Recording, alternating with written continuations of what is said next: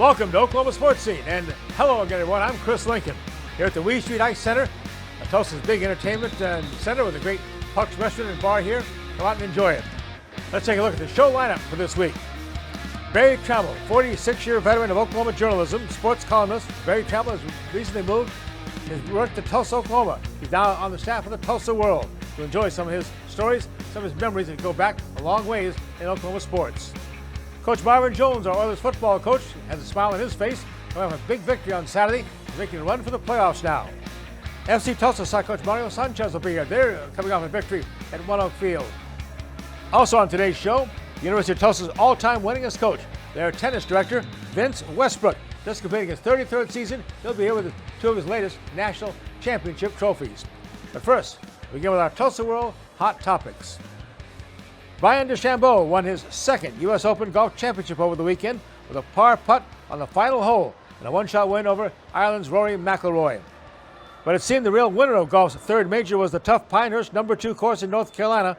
156, the best golfers in the world, only 8 finished under par for the tournament. DeChambeau earned $4.3 million of a record U.S. Open purse of $21.5 million. Justin Moore has been named the new Vice President and Director of Athletics for the University of Tulsa. Justin comes to TU from Texas A&M.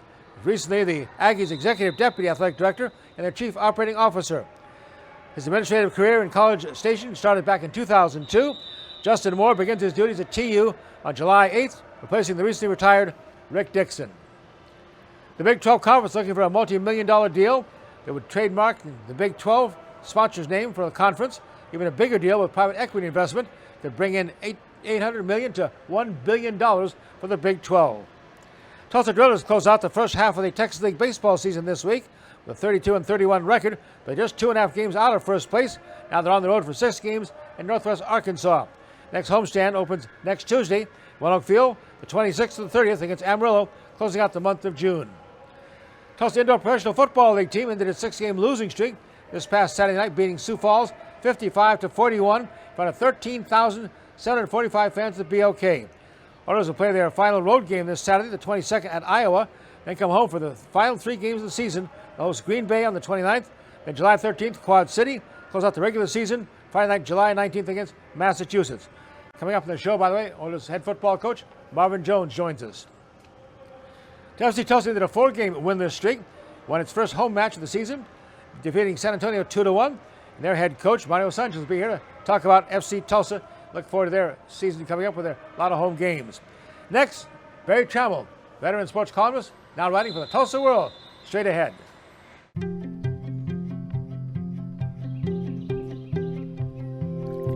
As the sun rises over eastern Oklahoma, we are devoted to one thing: improving the health of our communities, our home. We are your friends, your neighbors. We are the people of St. Francis.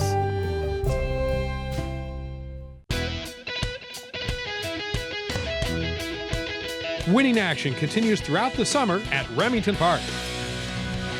Simulcast racing begins daily before noon from the top tracks across North America. Jackpot play is always available as the casino is always open. Mark your calendars now for the 2024 Thoroughbred season at Remington Park, starting August 16th and continuing through December 13th.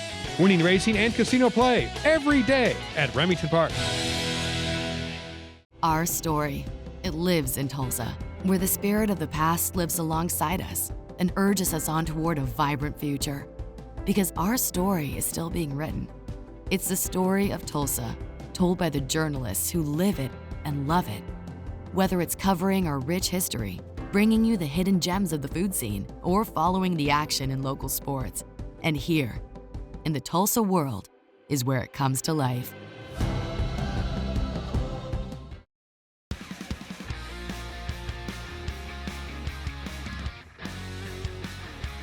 Well, for almost 5 decades, Berry Tramel has been part of the Oklahoma journalism scene. Sports writer, radio, TV over in Oklahoma City in the Norman area. Now he's in Tulsa, hired by the Tulsa World as one of their sports columnists. I asked Berry, how did all this come about? Well, I mean, thanks for having me, Chris. And yeah, life has funny turns. But, I left the Oklahoman last summer after 32 years and started a new endeavor, and that didn't work out. And there were signs that, there might be some trouble. And journalists being journalists, they sort of had a nose for it. And some people at the Tulsa World, editor Jason Collington, reached out and said, "Listen, would you be interested in joining us if your thing doesn't work out?" And I said, "I think I would be." And we had a lot of talks, and eventually it came to pass. My endeavor went out of business, and I got with the World, and they said, "We'd love to have you." And I said, "It seems like a great fit." And so I'm enjoying the heck out of it so far. Well, the hot topic of the summer has been, of course, I guess, since they announced they're leaving for the SEC, officially July 1st. So, Barry, go to the SEC.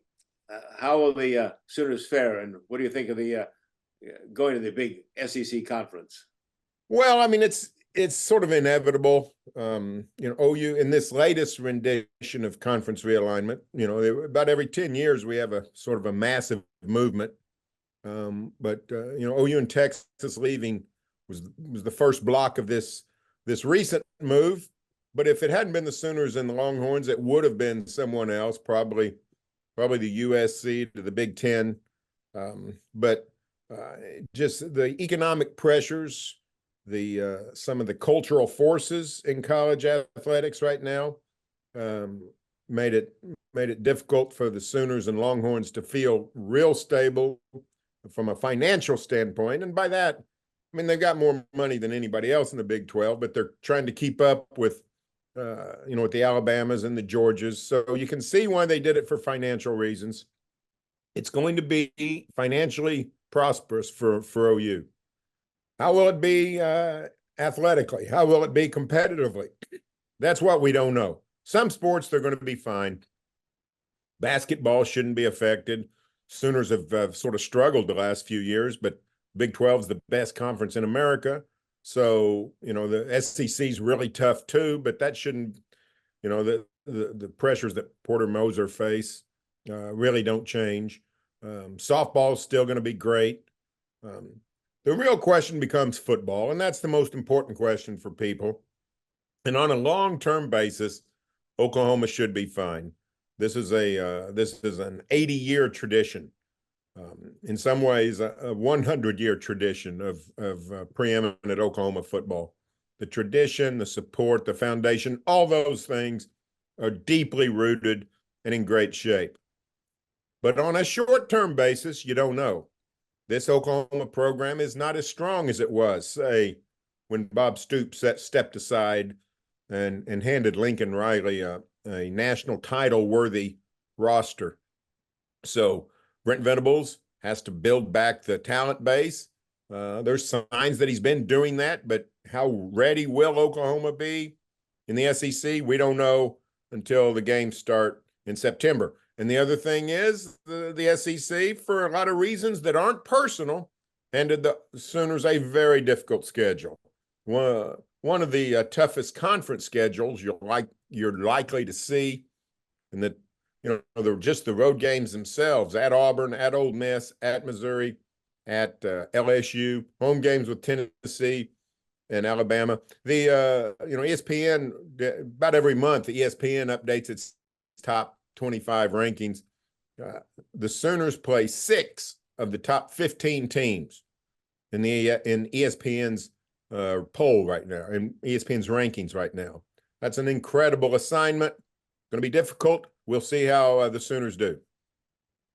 Especially, Barry, so many new things. New offensive coordinators, new offensive line, basically a new quarterback, and, of course, a new schedule.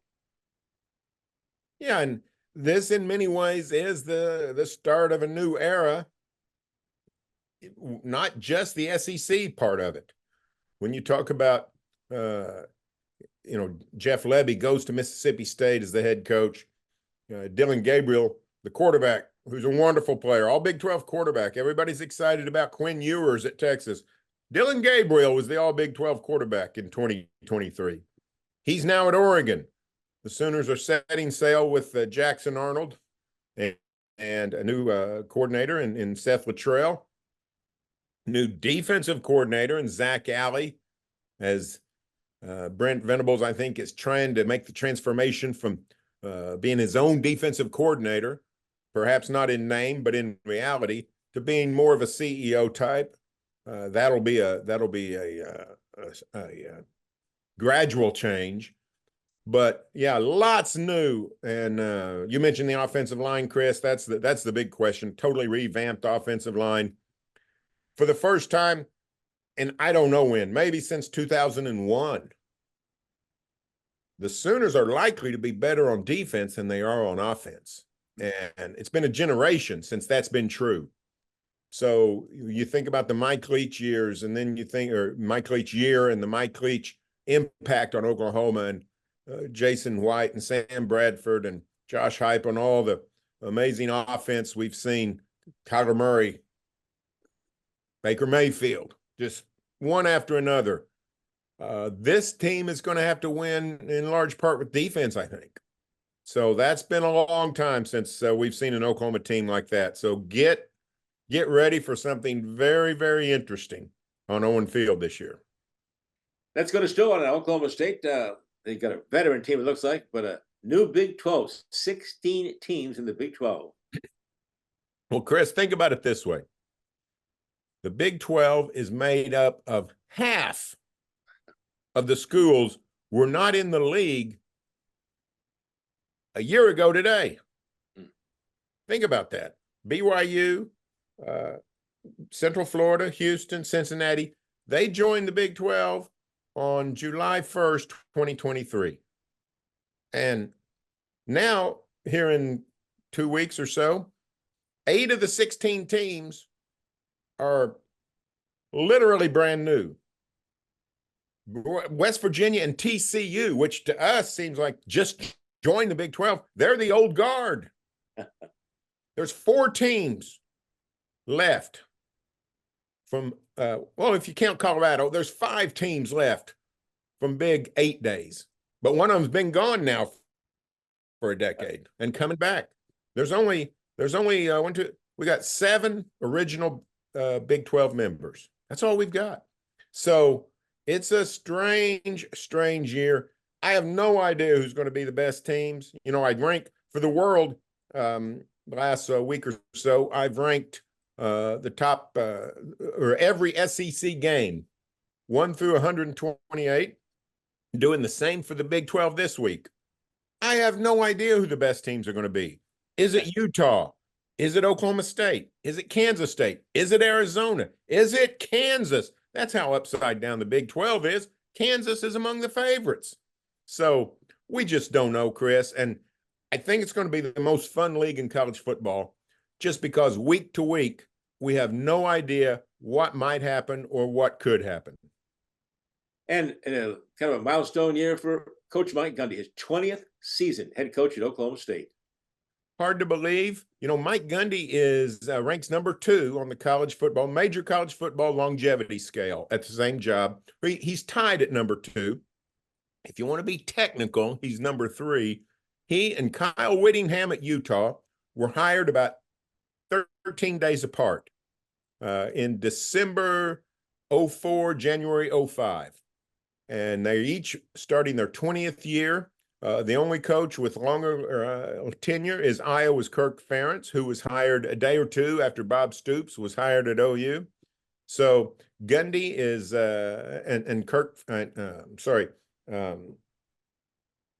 Kyle Whittingham at Utah had Kirk Ferentz on my mind. Whittingham and Gundy, they meet in September in Stillwater. Utah comes to Boone Pickens Stadium. An early showdown of powers in the Big 12. We get a quick look, but it's also a nod to those 2 programs. The stability, Utah has built themselves into a great brand. OSU has built themselves into a great brand, nationally known, Utah and Oklahoma State, thanks to these coaches who now have been on the job for 2 full decades. Take a break. Come right back to Berry Tramel, some of his favorite columnists, some of his favorite coaches, some of his favorite athletes, all straight ahead on Oklahoma Sports Scene. It's time. Time to get back to the basics. Time to meet up with family and friends. Time to play ball. It's time to cheer on your Tulsa Drillers. It's Hornsby time. It's Tulsa time in the heart of the city. It's time to fire it up.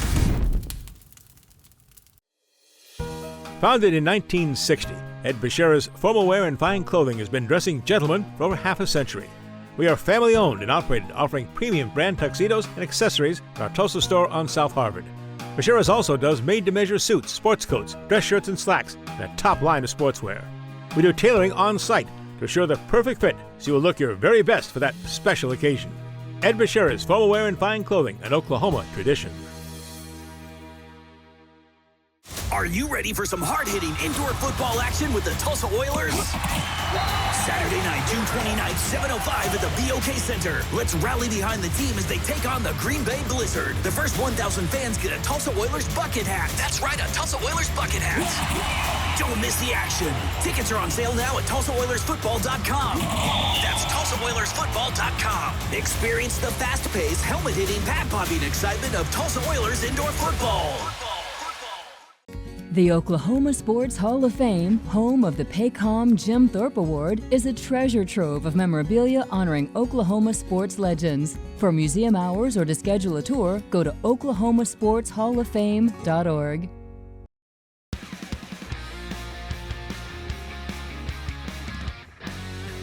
Our guest for a second segment here is Berry Tramel, who is sports columnist at Tulsa World, a veteran of the Oklahoma journalism scene. And with that in mind, Berry, what have been some of your favorite coaches, athletes, some of your favorite columns over the years and years you've been in this business? All right, I've got some ready answers for you. My favorite thing I've ever written, this dates me. It goes back 29 years, Chris. Mother's Day, 1995. I wrote a column about Mrs. Jessie Selman, the mother of the Selman brothers. It's my favorite thing I've ever written. For 29 years, I've been trying to write something that good, and in my mind, I haven't done it yet. But it inspired me to write a Mother's Day column every year. So a couple years after that, I started my tradition of Mother's Day columns and wrote one every year until this year. I was unemployed on Mother's Day, so I didn't have a Mother's Day column, but I hope to do that in the world. But yeah, it just that's my favorite. That, you know, anybody that knows the Selman story, the wonderful persona and character and dignity of the Selman brothers and where it came from. It came from their parents raised on the farm outside Eufaula. I had a thrill the other day. I actually drove down to Lake Eufaula. My brother has a house there. He invited us down, spent a couple of days, and I went by on Highway 9 driving into Eufaula. I passed the Huttonville Cemetery Road, and Huttonville is where the Selman brothers were raised. And I got a charge out of that because I thought of Jessie Selman and the wonderful stories she told me for that Mother's Day column. That's my favorite thing I've ever written.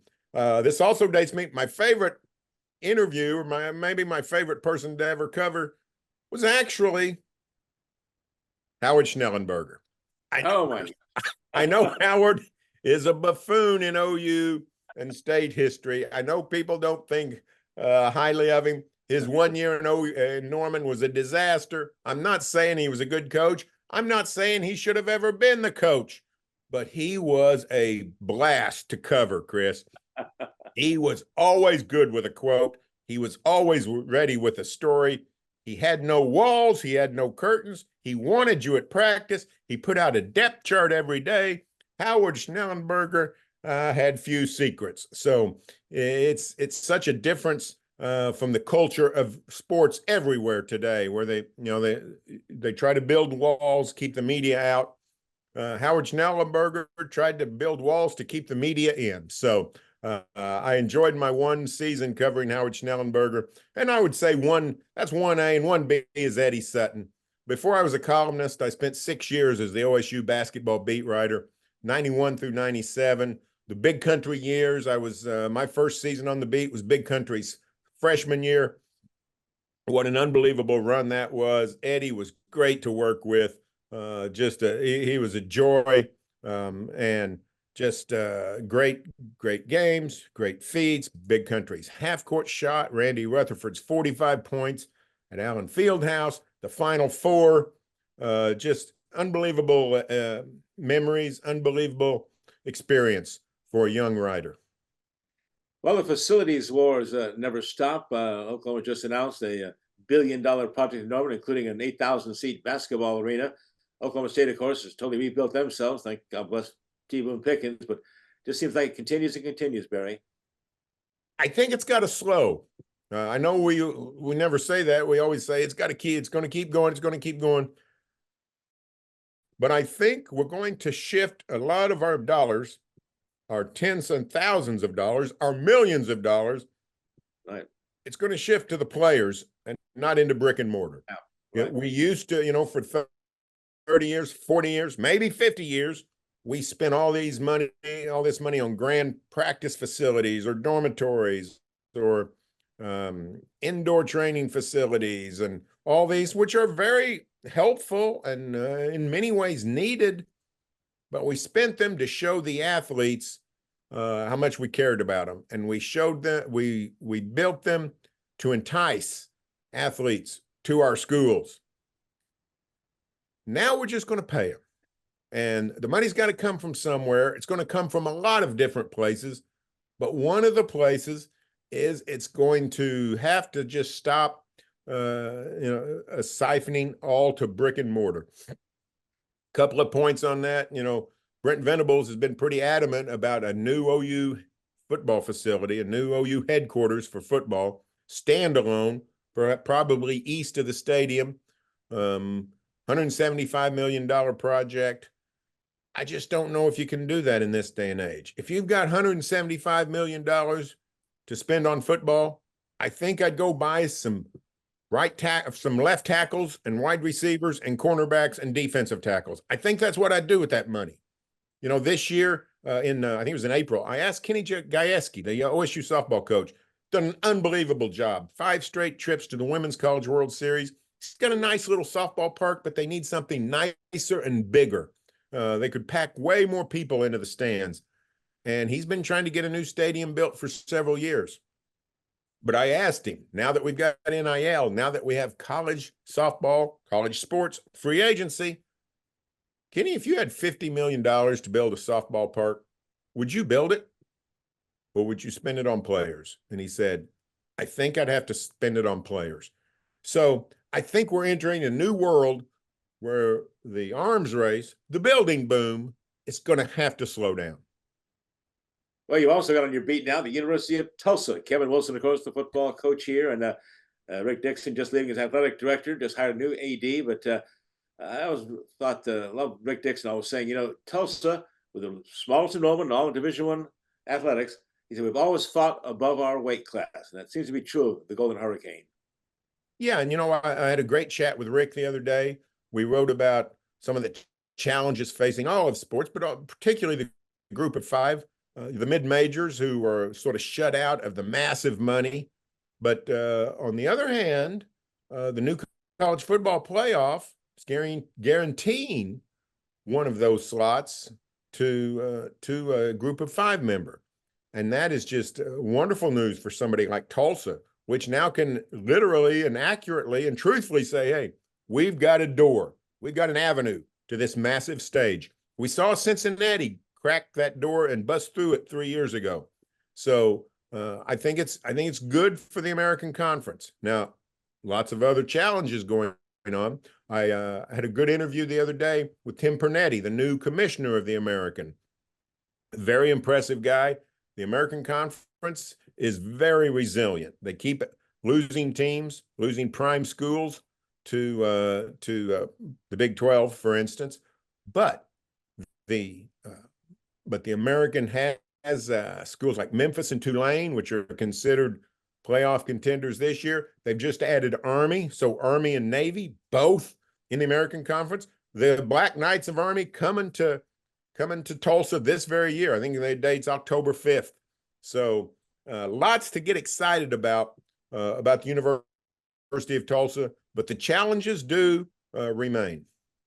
Hey, Barry, just to kind of wrap things up here, Your thoughts on the future of the $2.8 billion lawsuit? Is there going to be a future for the NCAA? Are we ever going to go back to ever had student athletes, or are they going to be contract people? What's the future? Well, we're not going back. We are not going back. I don't claim to know what it is. It is going to be different. It's going to change dramatically. The players are going to be paid, at least on the high level of football and probably basketball, and in this part of the country, softball. The real question is what happens to the cross-country teams? What happens to the tennis teams? What happens to the gymnastics teams and those kinds of things? What becomes of those? Do they go by the wayside? Do they become more regional? What happens to those? We don't know. To me, that's the sort of college football is not going anywhere. It's still going to be played at a high level. Lots of money still going to be spent. Same kind of spectacle that fans have come to see. We don't know what's going to happen with the Olympic sports, the sports outside the spotlight. Colleges and universities have had their the student athlete experience as part of their identity for these many decades. Will that continue? We don't know. Very great to visit with you. It's been a long time. We've covered a lot of sports together and stuff, and I always enjoy also on the Sports Animal with Jim Traber and Al, of course, the gang there. But great to have you on this side of the stage as a columnist, and look forward to many more of your columns. Thanks for joining us. Glad to do it, Chris. See you soon. We'll do it back with our Oilers head football coach with a smile on his face right after this. Indoor football is back, Tulsa, and season tickets are going quick. Don't miss Saturday night entertainment starting as low as $9 a month. The Tulsa Oilers indoor football team kicks off again in March, Saturday nights, 7 p.m. BOK Center. Season tickets are on sale now. Go to TulsaOilersFootball.com. That's TulsaOilersFootball.com. Get your season tickets now. Don't miss your chance to experience the fast-paced, helmet-hitting, pad-popping excitement of professional indoor football. TulsaOilersFootball.com.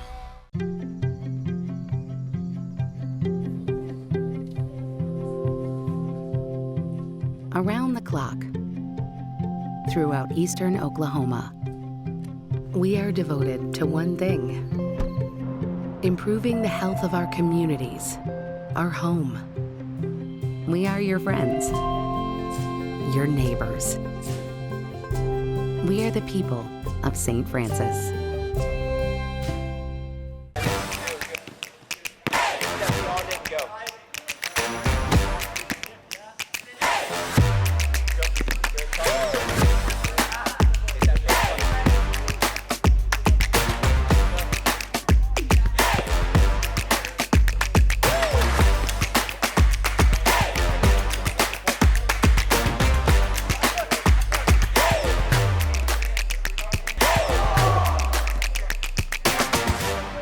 Our story, it lives in Tulsa, where the spirit of the past lives alongside us and urges us on toward a vibrant future. Because our story is still being written. It's the story of Tulsa, told by the journalists who live it and love it. Whether it's covering our rich history, bringing you the hidden gems of the food scene, or following the action in local sports. And here, in the Tulsa World, is where it comes to life.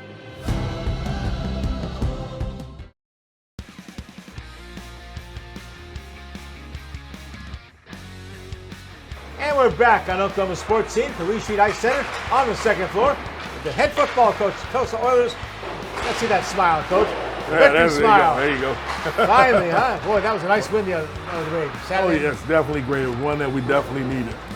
Coming at the right time, Coach, the way the schedule sets up now, it's hard over coming down the stretch. You have one final road game, then you're home for 3. Yep. Yeah, it's things have shaped up nicely. A couple of the teams that were ahead of us dropped the game. So, we just got to continue to win, and, we'll be fine. Look back at that Sioux Falls game, 55-41. Tell about some of the highlights of that game for you. Well, I'll tell you one of the biggest things. We had threw for 7 touchdowns. So I think that was great on our quarterback part to be able to do that. Defense played well enough to win. Special teams did well. I think we had one block kick. I think other than that, we made all our kicks in the game. So, it was the type of game we needed to have, because we've been so close in the last few weeks, and we finally just needed to get over that hump, build a little confidence with the guys. So, I mean, it was perfect timing for us.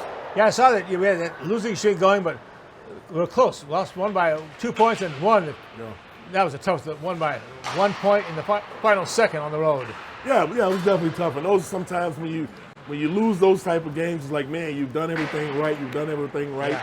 and it kind of deflates you a little. So, you know, one of the things why this is such a great win for us, because, I mean, sometimes you get at that point when you're so close and you don't get over that hump. I mean, you can lose confidence. Yeah. That, oh, man, we can't win a game. So being able to get this game on our belt, I think, gives us a little bit of confidence. We're going against a team that we played before coming up. So, I mean, we should be in a good position. Where have you seen the biggest improvement on this football team? I think the biggest improvement has just been the attitude of the guys. Like this week, they finished.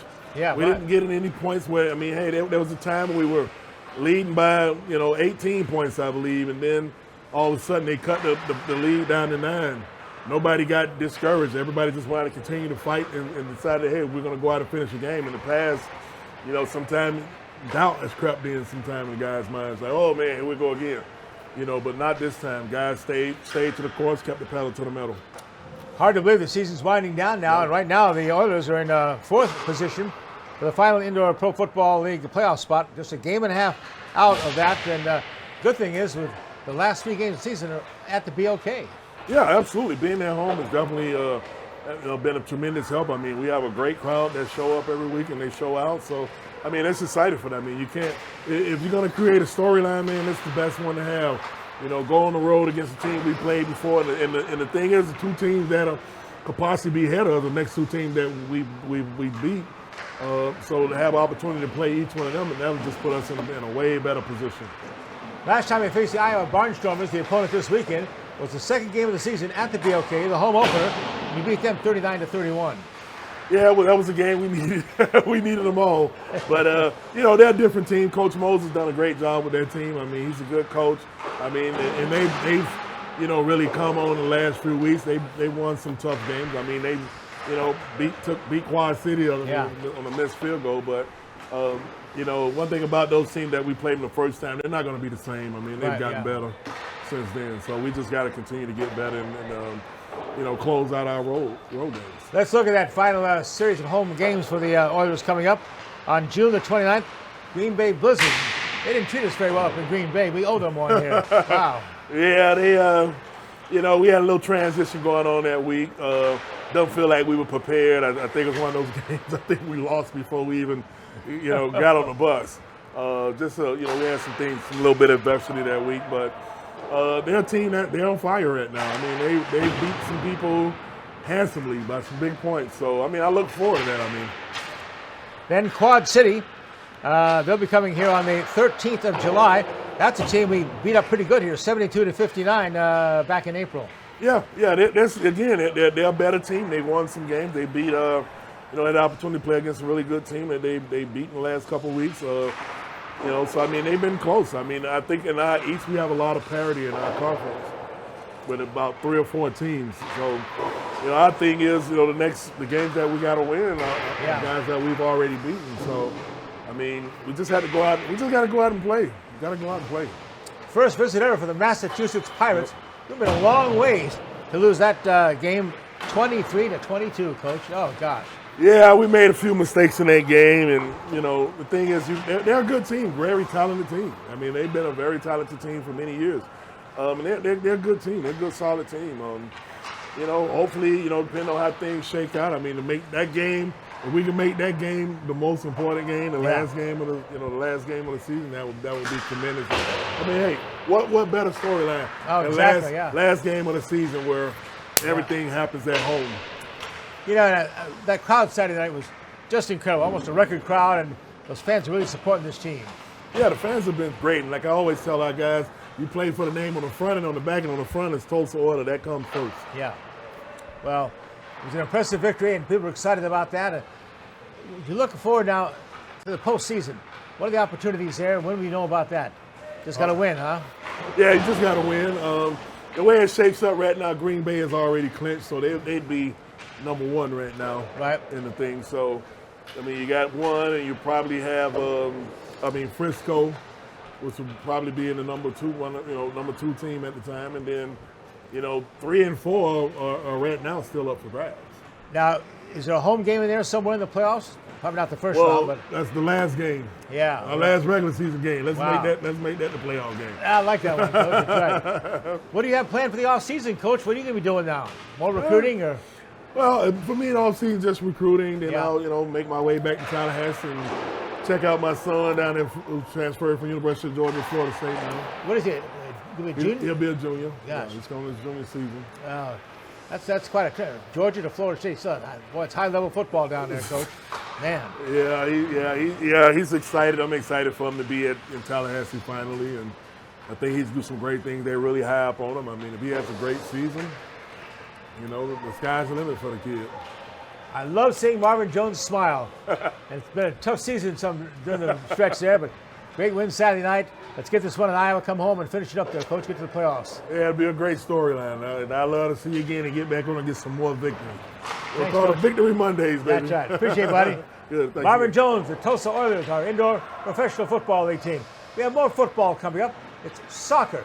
FC Tulsa coach Mario Sanchez joins us next. He's also coming off a victory here at home. The Remington Park Casino is always open for jackpot gaming. The winning action never ends. Enjoy great food and drinks in the Bricktown Brewery, open daily at 11 a.m. Simulcast racing is offered every day, featuring North America's best tracks. Visit the Club Remington desk for player card membership and begin earning points and rewards. The jackpots are always flowing. The next one could be yours at Remington Park. It's time to cheer on your Tulsa Drillers. It's Hornsby time. It's Tulsa time in the heart of the city. It's time to fire it up. You've seen the billboards, you've heard the hype, and now it's time for the Wee Street Ice Center to open its doors and welcome you in. 140,000 square feet, 2 ice rinks, public skating, hockey, arcade, game simulators, and the largest sports bar and grill is sliding into Tulsa. It's the grand opening of the new Wee Street Ice Center, 43rd and Yale. Make your plans, get your skate on, or watch some sports today. The Wee Street Ice Center, now open and ready to serve you. Wee Street Ice Center, 43rd and Yale. The Oklahoma Sports Hall of Fame, home of the Paycom Jim Thorpe Award, is a treasure trove of memorabilia honoring Oklahoma sports legends. For museum hours or to schedule a tour, go to oklahomasportshalloffame.org.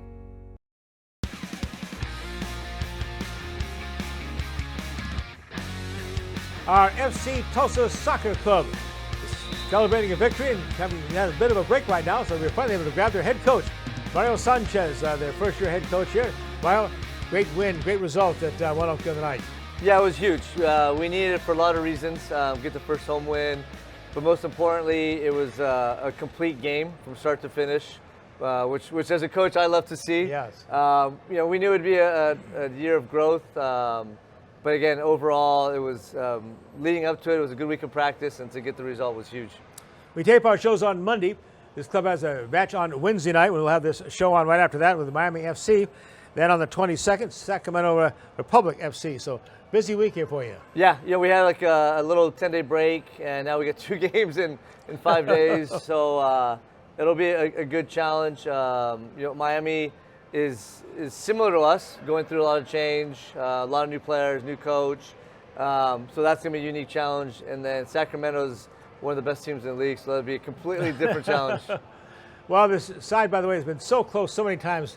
I mean, 1-goal games, 4 several ties here, yeah, I know. yeah. And then finally get over the hump. It had to Yeah. be big for the fans and for the team, too, obviously. Yeah, it's been interesting because we have 2 games in hand. So we have 2 games. We've played 2 games less than almost every team in the West. Oh, okay. If we win these two games, we'll actually jump all the way to 3rd place. Oh, nice, yeah. So yeah, emotionally it's been interesting because the 4 ties we have, 3 of them we're leading late. So that's unfortunate that we have to do a better job with that. But at the same time, we've showed that we can play with the best teams in the league. Now we just have to, like I said, we got to put everything together more consistently. Mario Sanchez, the head coach at FC Tulsa in his first season, and technical director too. Let's talk about the competition and the players that are really helping you out this season. Who are some of your key guys? So yeah, it's been interesting that different players have stepped up at different times. Right now, Diogo Pacheco is on fire. He has 2 goals. He right? had the 2 goals the last game. Yeah. He came in preseason, a little bit of an injury. Took him a while to get fully fit. And again, with all the new players we've had, it's trying to find the best spot for him. But even before that, he had started producing, and then training, I saw him, and we gave him his first start, and he absolutely took it, and 2 great goals, and his confidence now is through the roof. So that's always fun to see as a coach. There's another young man, Edwin Lasso from Colombia, who we brought in after the season started, who's doing really, really well. So I think that's part of where we're at right now, is that we're trying to, again, have a little more consistency, and I think it's good that these guys are stepping up, but we need everyone now to be on a higher level, more consistent. Yeah, it's a long season, going to the end of October here. But do you feel, is your roster somewhat set now, or you're still looking for players? That was so impressive. Looking at the season, they talked about you guys are traveling here, all nationwide, and going abroad to find the best players. Yeah, so I love that's a really good question to bring up. I feel, from my own perspective, that we are starting to find a set group of guys, a set way of playing. So as a coach, look, you always want competition. Right. I think it's also important that players understand their roles, and you're not constantly changing players in and out all the time.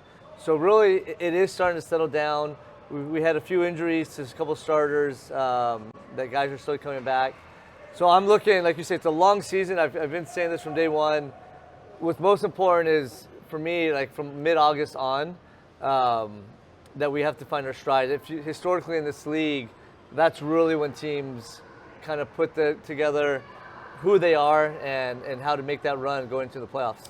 And of course, the regular season goes till October the 26th. Yeah. So a lot of times, a lot of adjustments here, but been really impressed with the work ethic of this squad. I remember you stressed really on, they're going to run and run and run, and the guys look like in great shape. They are in good shape. Full credit to our performance coach, Andy.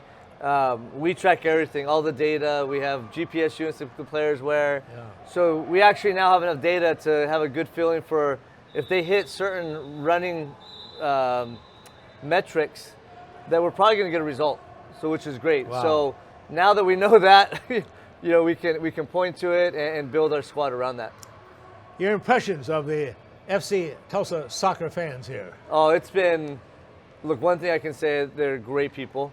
Loyal, supportive, through the rough start we had and the ups and downs.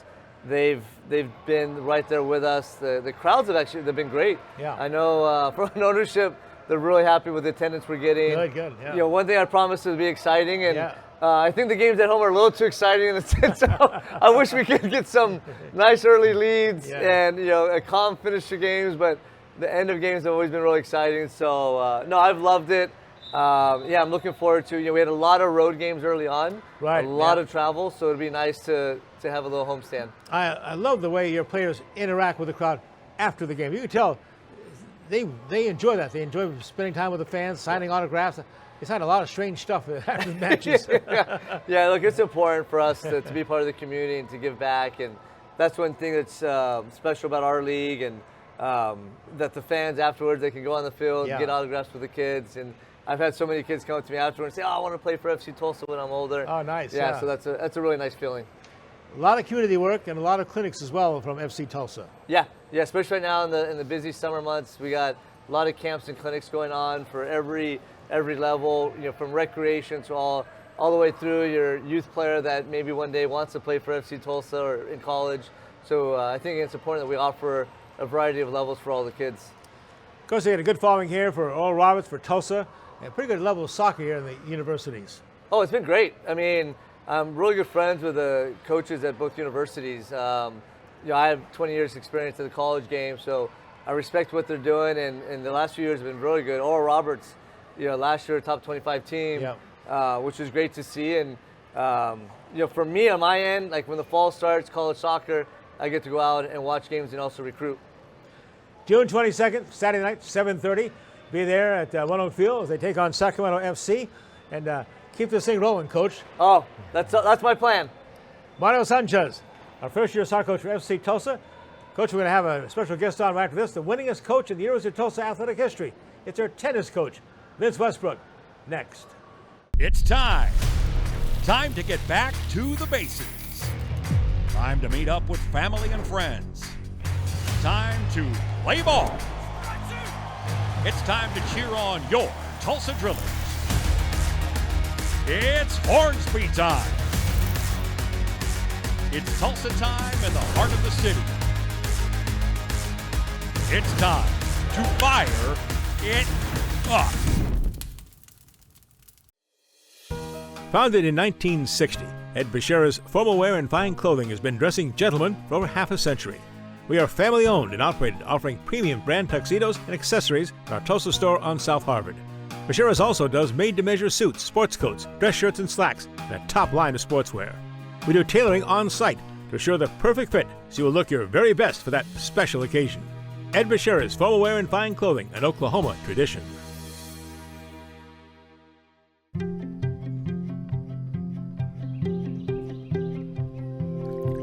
As the sun rises over eastern Oklahoma, we are devoted to one thing: improving the health of our communities, our home. We are your friends, your neighbors. We are the people of St. Francis. You've seen the billboards, you've heard the hype, and now it's time for the We Street Ice Center to open its doors and welcome you in. 140,000 square feet, 2 ice rinks, public skating, hockey, arcade, game simulators, and the largest sports bar and grill is sliding into Tulsa. It's the grand opening of the new We Street Ice Center, 43rd and Yale. Make your plans, get your skate on, or watch some sports today. The We Street Ice Center, now open and ready to serve you. We Street Ice Center, 43rd and Yale.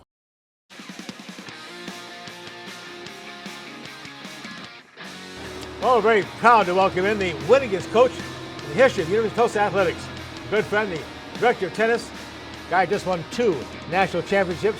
His team, Vince Westbrook. Vince, congratulations, Coach. Thank you. Thank you very much. Thank you for having me. This can't be right. 34 years, when did you start? When you were 10 years old, Vince? I think it was 11. Wow, I tell you, what a career, and all the wins. We just looked at the numbers here, too. 492 victories in his long career, and 2 NIT championships. Talk about, that was a challenge. You went over there with what? The number 1 doubles team out, number 1 singles player out, and then another champion out. Yes, yeah. It was interesting. This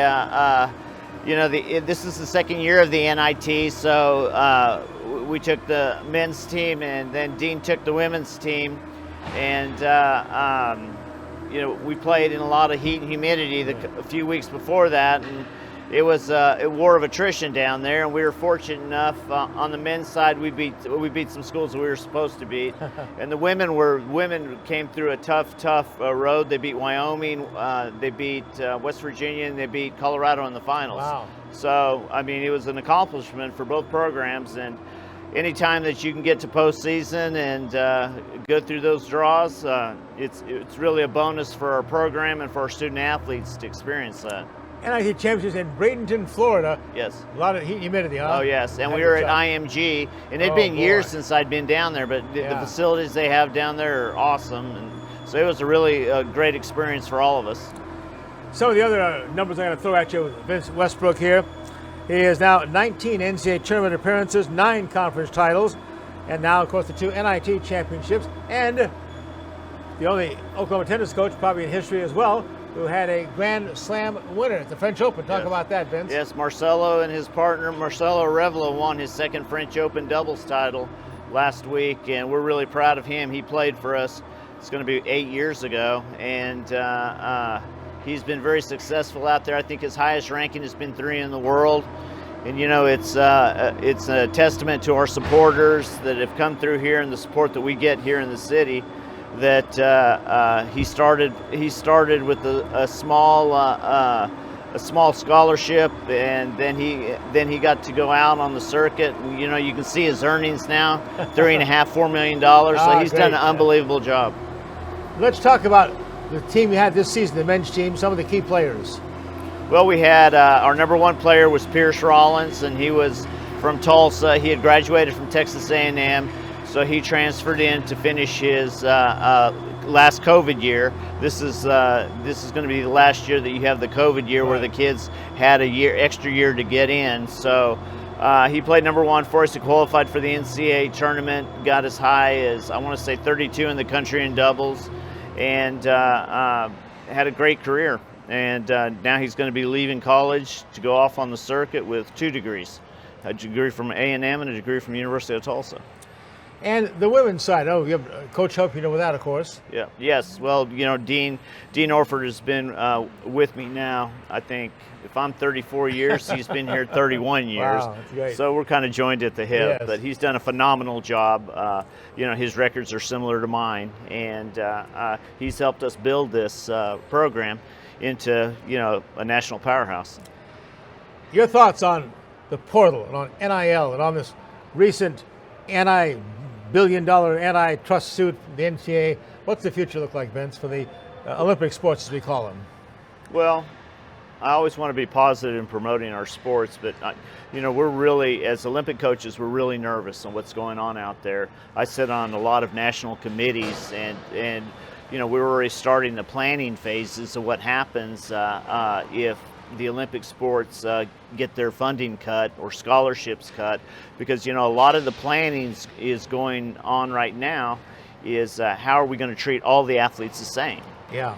And the Olympic sports don't bring revenue. This has been the greatest time to be in college athletics for any student athlete, because you have all of this revenue that's been spread out equally. There's never been this much money spent on amateur tennis ever in history. Yeah. But we haven't sold a ticket to make those budgets. We've been writing football and basketball, and now you have all of the planning that's going on behind the scenes, and it won't be the small schools that will be cutting these sports first. It will be all the big boys. Right, yeah. I know we had Rick Dixon on just a week or so on the show. Of course, our retiring athletic director's done a heck of a job for the university here and raising money and stuff, and that's what it's all about now, is getting some money in here, Vince. Yep, and we've always been fortunate. This community has treated us well. I've stayed for that reason, is the backing that we have here. We have as good a backing as any tennis program in the country. And we promote the University of Tulsa. We promote the city of Tulsa. We've hosted 3 NCAA championships here in the Case Tennis Center. We've hosted the All-American here for, I think it's 14 or 15 years now. So we've hosted more national events than any program in the country. Talk about your relationship with Mike Case. And of course, he's one of our top Tulsa citizens, a real estate developer here, and been a tremendous supporter of the University of Tulsa in its entirety. But certainly he has a real love for tennis. Yes, he does. We met 25 years ago. Ben Abney introduced us, who was he was his right-hand guy and was a former tennis player at the University of Tulsa. Mike, highly competitive guy, was building his empire at the time. And he's always been a fan of the university. He's been a fan of our program. We used to play tennis once a week. I think we're a little banged up now that we can't quite play that much.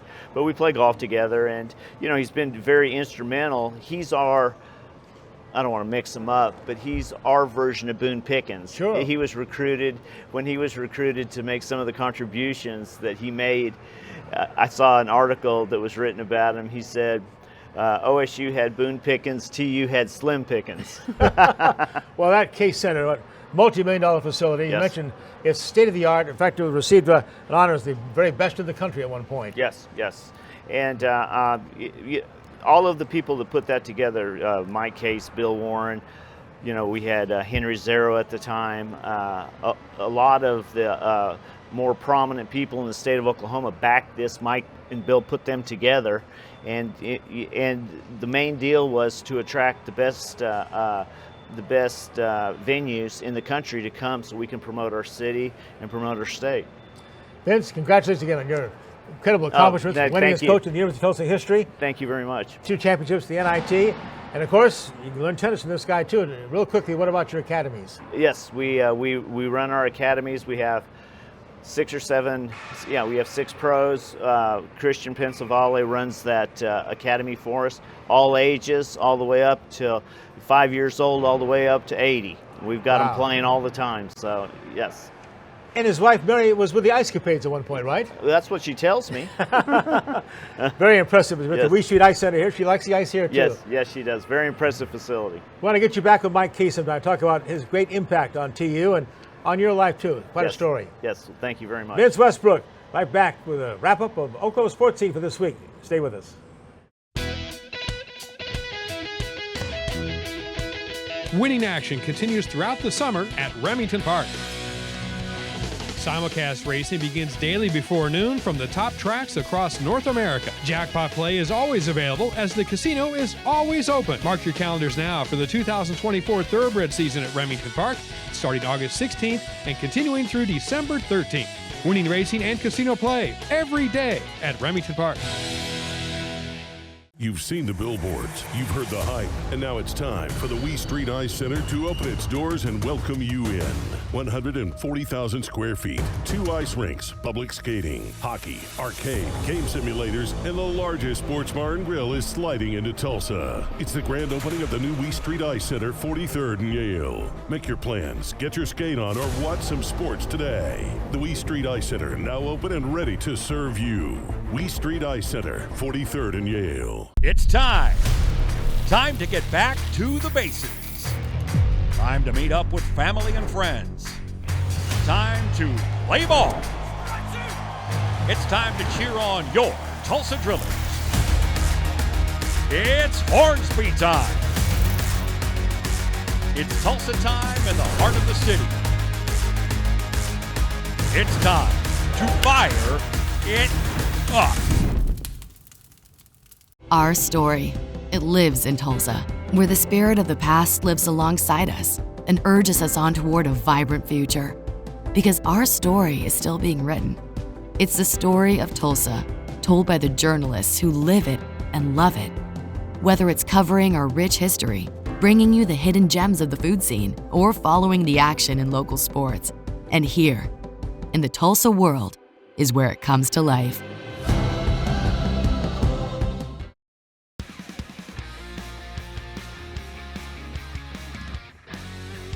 Next week, we'll tape our final show for the month of June. You can tell we're getting closer and closer to the football season because on the newsstands now are the preseason magazines, and one of the best is Lindy's, their sports one featuring the Southeastern Conference. Got a chance to do a Zoom call with their publisher, longtime follower of college football, Lindy Davis from Birmingham, Alabama. Talked to him about all things Southeast Conference. You're going to enjoy that. Not counting this Saturday, by the way, June the 22nd. We are 63 days, just over 2 months away from the season openers on August 24th. Locally, our first kickoff will be on that Thursday, August 29th, when Tulsa and Arkansas start their football seasons. So join us next week on Oklahoma Sports Scene for Lindy and the inside of the Lindy Southeastern Football Guide. So one of the surprise guests as well. All next week on Oklahoma Sports Scene. Until then, as we always remind you, be a good sport.